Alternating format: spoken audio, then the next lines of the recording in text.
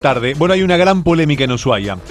¿Por qué es la polémica? Bueno, pues por la posible erradicación masiva de conejos silvestres. Y uno se pregunta, ¿cuántos conejos hay? ¿Tanto hay? ¿Tanto daño hacen? Y evidentemente parece que sí. Bueno, este caso muy polémico tomó una relevancia ya nacional, ha salido en todos los medios nacionales, y claramente las asociaciones protectoras presentaron recursos de amparo ante la justicia. Y quiero charlar con esto y quiero escuchar dos voces. Y primero quiero hablar con el doctor en biología e investigador del CADIC, Adrián Schiavini, que defiende, por supuesto, la erradicación de la especie del conejo silvestre. Adrián, buenas tardes. Sebastián Shapiro lo saluda en Duplex en L2 de Bahía Blanca. ¿Cómo le va? Buenas tardes, Sebastián. Buenas tardes a la audiencia. Bueno, gracias por atenderme. ¿Cómo está Ushuaia a esta hora? Está nublado, un día muy gris, muy quieto, no se mueve una hoja, así que es un día evidentemente gris, digamos, bien de 25 de mayo, como lo enseñaron en la escuela de chiquitos. Exactamente. ¿Cuándo se dieron cuenta, Adrián, que había que erradicar masivamente a los conejos silvestres? ¿En qué momento o bajo qué circunstancias tomaron esta determinación? Bueno, en primer lugar, hay que aclarar que yo no defiendo la erradicación de los conejos, porque planteado de esa manera queda como que alguien se levantó enojado una mañana y dijo hay que sacar los conejos de Tierra del Fuego. El conejo es una de las 100 peores especies exóticas invasoras del planeta. Está declarada de esta manera por la Unión Internacional de la Conservación para la Naturaleza, un organismo multilateral que integra a Argentina. O sea que el conejo es plaga. El conejo, para decirlo en términos coloquiales, el término plaga es un término que se ha dejado de usar en la ecología, pero para que la gente lo comprenda, sí, el conejo es una plaga de las más dañinas que pueden ocurrir en un ambiente natural.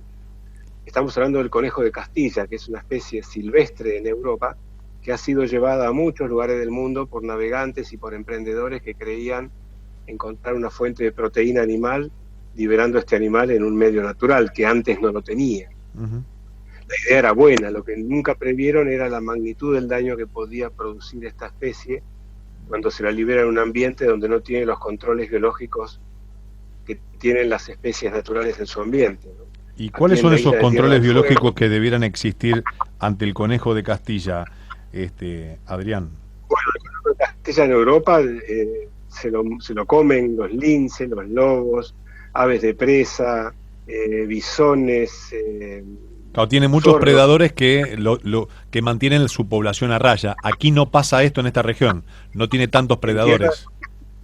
En Tierra del Fuego, tanto chilena como argentina, recordemos que Tierra del Fuego está compartido entre Argentina y Chile, el único predador que existía en el momento en que se introduce el conejo era el zorro colorado, que era un zorro que empezó a ser combatido por la actividad ganadera porque se consideraba que era un predador de corderos y ovejas, ¿no?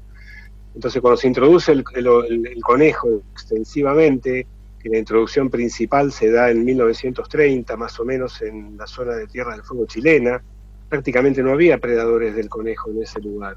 Por lo tanto, el conejo encontró mucha comida y pocos predadores, la condición ideal para la expansión de una especie invasora. Si le agregamos que era un conejo, en pocos años los chilenos se dieron cuenta que habían cometido un error gravísimo.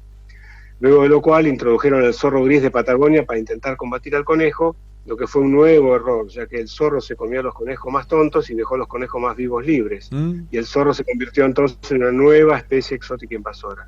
Pero volviendo al conejo, se desparramó por toda la isla y la única solución que se encontró a mediados del siglo XX fue la introducción del virus de la mixomatosis, que es un virus que se utiliza y se ha utilizado exitosamente para controlar la especie, y este virus diezmó a la población de conejo, pero dejó algunos bolsones esparcidos en la Isla Grande, uno en el Parque Nacional Tierra del Fuego, que tiene comunicación con Tierra del Fuego chilena, y otro en la península de Ushuaia.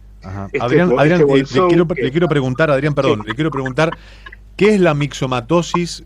¿Cómo se aplica? ¿Y qué pasa con la población que queda muerta, ¿no?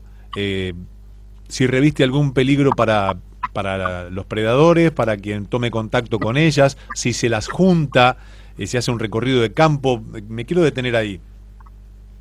Bueno, la mixomatosis es un virus que está presente en los conejos y liebres naturales de Sudamérica.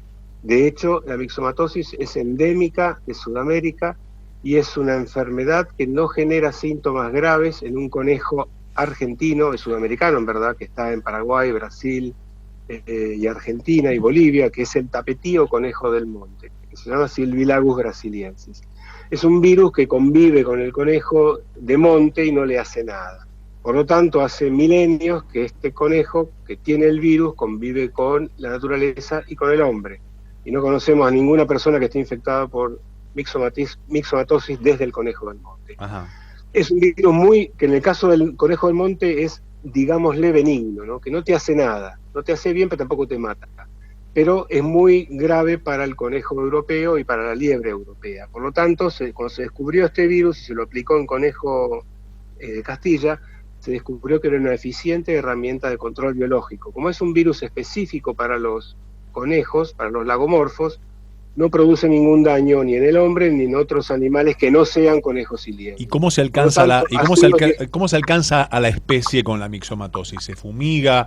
¿Se ponen cebos? ¿Cómo se actúa?